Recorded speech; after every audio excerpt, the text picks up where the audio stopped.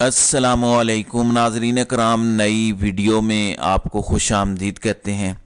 रात को सबसे बड़ी कामयाबी सुप्रीम कोर्ट ऑफ पाकिस्तान की यही थी कि इन्होंने इलेक्शन शेड्यूल जो है वो इलेक्शन कमिश्नर को कहा कि आप जो है वो जारी करें, और बिलाखिर इलेक्शन कमीशन ऑफ पाकिस्तान ने मजबूरी के तहत इलेक्शन शेड्यूल जारी कर दिया है। 20 से 22 तारीख के दरमियान 3 दिन कागजात नामजदगी जमा करवाए जा सकेंगे और उसके बाद असल लिस्ट उम्मीदवारों की लगेगी। उसके बाद स्क्रूटनी है, जबकि जमातों को 13 जनवरी को इंतखाबी निशानात अलॉट किए जाएंगे और 8 फरवरी को पोलिंग डे मुकर्रर कर दिया जाएगा। लेकिन असल मामला क्या है? असल मामला यह है कि रात से इस्लामाबाद से धड़ाधड़ इस्तीफे आ रहे हैं। पहला इस्तीफा अनवारुल हक काकड़ की काबीना से आया और पता यह चला कि निगरान वजीर दाखिला सरफराज बुगटी ने इस्तीफा दे दिया है। अब सरफराज बुगटी ने इस्तीफा क्यों दिया है, मैं आपको वो भी बता देता हूं। बताया गया कि उन्होंने 13 तारीख को इस्तीफा दिया था और अनवारुल हक काकड़ ने रात को उस इस्तीफे को मंजूर किया है। अब अंदाज़ा इस बात से करें कि आपके या मेरे साथ जुल्म क्या हो रहा है। हमें कहा जा रहा है कि हम इलेक्शन करवाएंगे, लेकिन सिर्फ इलेक्शन करवाना मकसद नहीं होता, साफ और शफाफ इलेक्शन करवाना भी असल मकसद है। जो शख्स पिछले चंद महीनों से निगरान हुकूमत में ओहदा एंजॉय कर रहा हो, अब वो कहे कि चूंकि इलेक्शन शेड्यूल जारी होने से थोड़ी देर पहले मैंने इस्तीफ़ा दे दिया है और मैं इस्तीफ़ा दे के इलेक्शन लड़ना चाहता हूं, और इलेक्शन भी किसकी तरफ से लड़ना चाहता हूं? नून लीग की तरफ से लड़ना चाहता हूं, और मैं बलूचिस्तान के अंदर नून लीग का वजीर आला का उम्मीदवार हूं। तो फिर आप मान लीजिए कि आपके और मेरे ऊपर पिछले चंद महीने नून लीग का एक वजीर दाखिला मुसल्लत रहा है।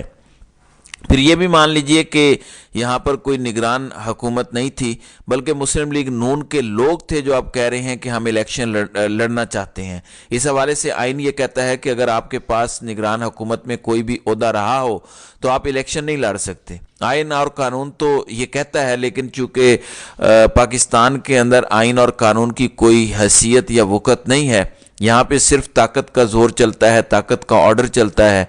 तो अब वो कहते रहे कि मैंने इलेक्शन शेड्यूल से पहले इस्तीफ़ा दे दिया है और मैं मुस्लिम लीग नून के टिकट पर इलेक्शन लड़ूंगा। सवाल सिर्फ ये पैदा होता है कि आप निगरान हुकूमत के अंदर शामिल थे, और निगरान हुकूमत में जब आप शामिल थे तो फिर आप अब कैसे कैंडिडेट के तौर पर सामने आ सकते हैं नून लीग के?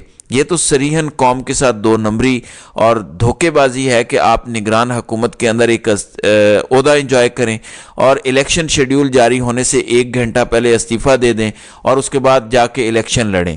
आप निगरान भी थे, आप सियासी भी थे, और आप ये सब करके चले भी जाएं। फिर 2 और नाज़रीन कराम इस्तीफ़े आए हैं। बलूचिस्तान की हुकूमत के निगरान वज़ीर और मुशीर ने भी इस्तीफ़ा दिया है। सबसे पहले निगरान वज़ीर खेल और सकाफ़त ने इस्तीफ़ा दिया। इनके इस्तीफ़े के बाद नवाबजादा जमाल रईसानी के इस्तीफ़े के बाद बताया गया कि वो पीपल्स पार्टी के टिकट पर आइंदा का इलेक्शन लड़ना चाहते हैं। यानी कल तक आप निगरान वज़ीर थे, आप गैर जानिबदार थे, जबकि आज से आप पीपल्स पार्टी का हिस्सा हैं, तो बहुत अच्छी बात है।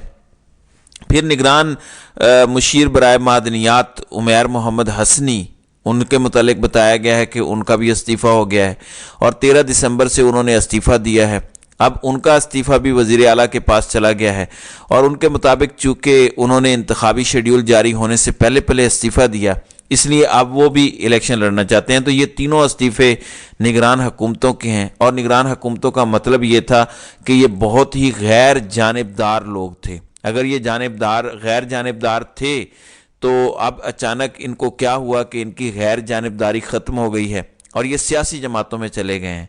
इसका मतलब ये है कि इनके इन सियासी जमातों से पहले ताल्लुकात थे या मामलात थे।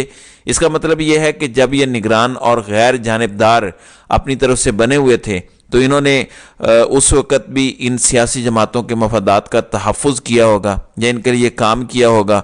इसके बाद ही इनको ये टिकट्स मिल रहे हैं, अदरवाइज़ इनको टिकट्स कभी ना मिलते। तो ये एक बड़ी अजीब सी सूरत हाल है जिसका पाकिस्तान सामना कर रहा है। लेकिन पाकिस्तान के अंदर चूँकि आइन और कानून के हवाले से कोई मसला ही नहीं है, अगर आपके ऊपर वालों से ताल्लुकात बहुत अच्छे हैं तो आप जो करना चाहते हैं कर लें, आपको कोई रुकावट नहीं डालेगा। और अगर आपके हालात अच्छे नहीं हैं तो फिर बेशक आप आइन और कानून के मुताबिक चलें भी तो आप कुछ कर नहीं सकते। अब नाज़रीन इकराम, 20 से 22 तारीख तक آپ نے کاغذات نامزدگی جمع کروانے ہیں۔ عمران خان نے ایک درخواست اسلام آباد ہائی کورٹ کے اندر دائر کی ہوئی ہے کہ آپ توشہ خانہ کا فیصلہ معطل کریں، لیکن فی الحال جسٹس عامر فاروق کی عدالت سے کوئی ریلیف ملنے کی کوئی توقع نہیں ہے۔ اب اگر عمران خان کا وہ فیصلہ معطل نہیں ہوتا تو اس کا مطلب ہے کہ عمران خان الیکشن نہیں لڑ سکیں گے۔ اب جسٹس عامر فاروق تو فیصلہ محفوظ کر کے اس پر انڈے دینے بیٹھ جاتے ہیں۔ اب اس کا مطلب یہ ہے کہ عمران خان کے پاس 22 تاریخ تک کا وقت ہے۔ اب دیکھنا یہ ہے کہ عمران خان اپنی قانونی جنگ کو کیسے لڑتے ہیں اور اس حوالے سے اپنی الیکشن میں شمولیت کیسے ممکن بناتے ہیں۔ ایک تو اپنے آپ کو سزا سے بچا کے رکھنا ہے کہ کسی طریقے سے تب تک سزا نہ ہو، اور دوسرے نمبر پر توشہ خانہ والا فیصلہ معطل کرانا ہے۔ اب ناظرین اکرام، اچانک رات گئے کیسے خیال آ گیا پیٹرولیم مصنوعات کی قیمتوں میں کمی ہوئی ہے۔ پیٹرول 14 روپے سستا ہوا ہے جبکہ ڈیزل 13 روپے 50 پیسے سستا ہو گیا ہے، اور یہ اچھی بات ہے۔ اس وقت پیٹرول کی قیمت جو ہے وہ 267 روپے ہو چکی ہے، جبکہ سپیڈ ڈیزل 276 روپے پر آ گیا۔ چلیں، عوام کو کہیں سے تو کوئی سکھ کا سانس لینے کا موقع ملا ہے، ایک عرصے کے بعد یہ ریلیف آیا ہے۔ دوسری جانب رات کو جب چیف الیکشن کمشنر کو آنا پڑا، اجلاس بلایا، پھر منظوری دی۔ ایک تو انہوں نے جب شیڈیول جاری کر دیا تو اس سے پہلے اسحاق ڈار نے بھی شیڈیول جاری کر دیا تھا۔ اسحاق ڈار اور نون لیگ کی ایک پرانی عادت ہے، جیسے 2013 کے الیکشن میں انہوں نے جیت سے پہلے ہی جیت کی تقریر کر دی تھی، جو بنیادی طور پر پیغام تھا اس وقت کے ریٹرننگ افسران کو کہ دیکھیں ہم جیت چکے ہیں، اب ہمیں روکنے کی کوشش مت کرنا۔ اسی طرح سے رات کو اسحاق ڈار نے پہلے ہی انتخابی شیڈیول جاری کر دیا، لیکن جب شور مچا تو پتہ یہ چلا کہ نہیں، یہ تو کوئی اور گڑبڑ تھی۔ پھر ظاہر ہے الیکشن کمیشن کو بھی پروگرام چینج کرنا پڑ گیا۔ ہو سکتا ہے کہ اسحاق ڈار نے کہا ہو کہ ہاں مجھے یہ بھیجا گیا تھا اپروول کے لیے تو میں نے اس کو ایسے کر دیا، تو کہہ رہے ہیں کہ مجھے ایک سینیٹر نے بھیجا، میں نے وہ کاپی پیسٹ کر دیا۔ تو رات کو سکندر سلطان راجہ کے جو رپورٹرز ہیں الیکشن کمیشن کور کرنے والے، ان کے ساتھ ان کی طویل ملاقات ہوئی، اور حیران کن طور پر وہ عمران خان کی تعریفوں کے پل باندھ رہے تھے۔ اب معلوم نہیں کہ اس کے پیچھے وجوہات کیا ہیں کہ اچانک سے آپ عمران خان کے بارے میں اتنا سویٹ ہونا شروع ہو گئے ہیں، ان کے بارے میں اتنے اچھے الفاظ بولنا شروع ہو گئے ہیں۔ یعنی چیف الیکشن کمشنر کہہ رہے تھے کہ عمران خان سیلیبریٹی اور قومی ہیرو ہیں، اور عمران خان میرے بھی پسندیدہ پلیئر ہیں، اور سکندر سلطان راجہ کے مطابق عمران خان کی تصویر ان کے گھر میں لگی ہوئی ہے، اور اس کے بعد وہ کہہ رہے تھے کہ تحریک انصاف کا میں مخالف نہیں ہوں، انہوں نے میری نامزدگی کی، اس بات کو یقینی بنایا جائے گا کہ تمام جماعتوں کو لیول پلینگ فیلڈ دی جائے، پی ٹی آئی کے تمام مقدمات کے فیصلے بالکل میرٹ پر ہوں گے، اور ان کے مطابق نون لیگ بھی ان سے کوئی زیادہ خوش نہیں ہے۔ نون لیگ تو آپ کے بارے میں جشن منا رہی ہے۔ تو اب دیکھنا یہ ہے کہ آپ یہ جو کہہ رہے ہیں کہ آپ لیول پلینگ فیلڈ دیں گے، اور پہلے آپ کا بہانہ یہ تھا کہ جب تک الیکشن شیڈیول جاری نہ ہو ہم تب تک کچھ کر نہیں سکتے، الیکشن شیڈیول جاری ہوگا تو اس کے بعد ہم کچھ کر سکیں گے۔ چلیں، اب رات کو آپ نے الیکشن شیڈیول بھی جاری کر دیا ہے، یہ حجت بھی تمام ہو گئی ہے۔